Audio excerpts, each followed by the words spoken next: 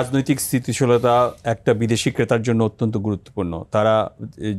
তাদের রিস্ক, তারা যখন একটি অর্ডার এখানে প্লেস করে তারা একটা রিস্ক নেয়।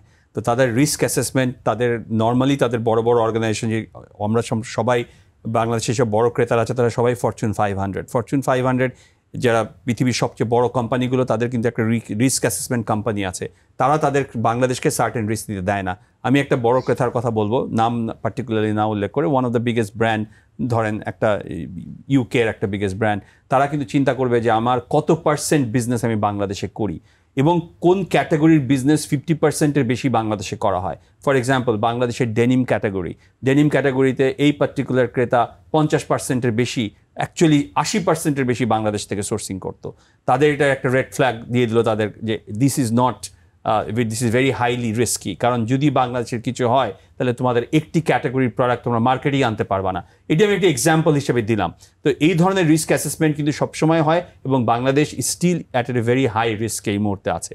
তাছাড়া তারা কিন্তু সব কিছু পরিসংখ্যান করে, শুধুমাত্র যে রাজনৈতিক অস্থিরতা একটা বিশাল বড় কারণ, রাজনৈতিক অস্থিরতার সাথে সম্পূর্ণভাবে সিকিউরিটি স্টেবিলিটি একটা জড়িত, এবং দেশের স্টেবিলিটি জড়িত এবং পলিসি স্টেবিলিটি জড়িত। আমাদের ব্যাংকিং সেক্টরে যে অনেক ক্ষেত্রে আমরা মনে করি যে আমাদের দুই ভাই বললেন যে আমাদের ডলার ক্রাইসিসটা স্টেবিলিটি এসছে, আমাদের রিজার্ভটা বেটার হচ্ছে।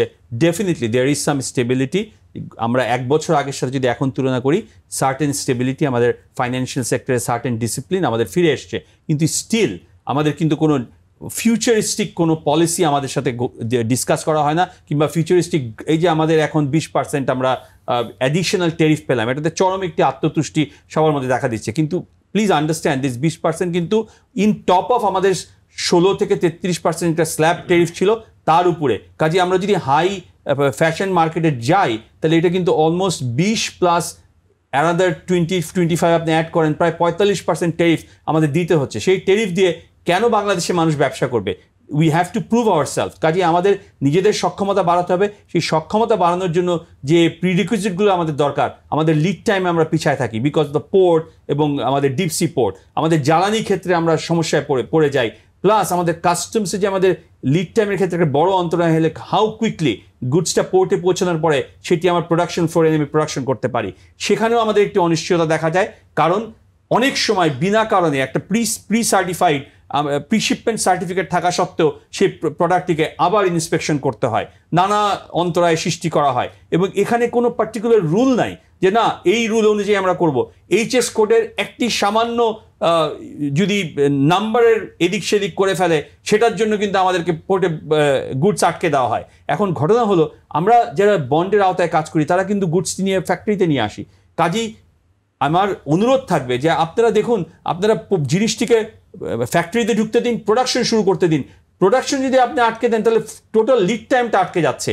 তারা কিন্তু ইনস্পেকশন ফ্যাক্টরিতে এসেও করতে পারেন। কাজেই এই ধরনের যে ইনফ্লেক্সিবিলিটি, সেই সবগুলোই কিন্তু তৈরি হচ্ছে একটি শক্ত নীতিগত সহায়তা পিছন থেকে কেউ দিচ্ছে না, শক্ত কোনো বলিষ্ঠ ভিশন নাই।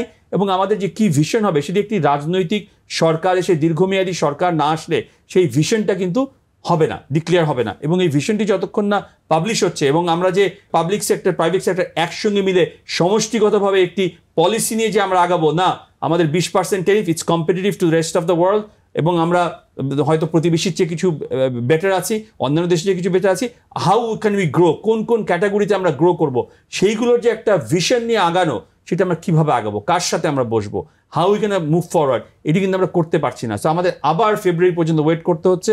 এবং in business time is everything. আমাদের টাইম যদি একবার চলে যায় সেই টাইমটা কিন্তু আর ফেরত আসে না। রেস্ট অফ দ্য ওয়ার্ল্ড কিন্তু কম্পিটিশনে পিছায় নেই, তারা কিন্তু এগিয়ে যাচ্ছে। কিন্তু আমাদের এই মুহূর্তে আমরা কোনো রিস্ক নিতে পারছি না। নো বিজনেসম্যান এই মুহূর্তে will take a risk. I will not take a risk.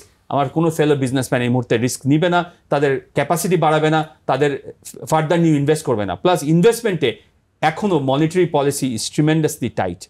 যদিও কিছু আমাদের স্টেবিলিটি এসছে ব্যাংকিং সেক্টরে, কিন্তু monetary policy still very tight. এখনও কিন্তু অনেক ব্যাংক মার্জারের মধ্যে আছে। কিন্তু কি মার্জার হবে? যেসব ব্যাংক মার্জারের মধ্যে তালিকাভুক্ত হয়েছে সেসব ব্যাংক থেকে কিন্তু আমাদের কোনো member is not able to do back to back LCs, তাদের সব কিছু স্টাক আপ হয়ে আছে। তো ইটস এ বিগ প্রবলেম। তা আপনার যদি দুইটা, আপনার একটা সেক্টরে যদি 5% এরিয়াতেও ইনস্টেবিলিটি আসে, সেটা কিন্তু সবাইকে ইম্প্যাক্ট করে। বিকজ বায়ারের চোখে একটা বায়ার মনে করে ও অমুক factory is uncapable of doing something, তার মানে তুমিও পারবা না। সো ওভারঅল সেক্টর একটা একটা একটা শঙ্কায় পড়ে যায়। সো ওভারঅল আমরা এই মুহূর্তে অনেক চ্যালেঞ্জের মুখে আছি, কিন্তু আমরা চ্যালেঞ্জ সামনে নিয়েই আগাতে চাই, but stability is a must.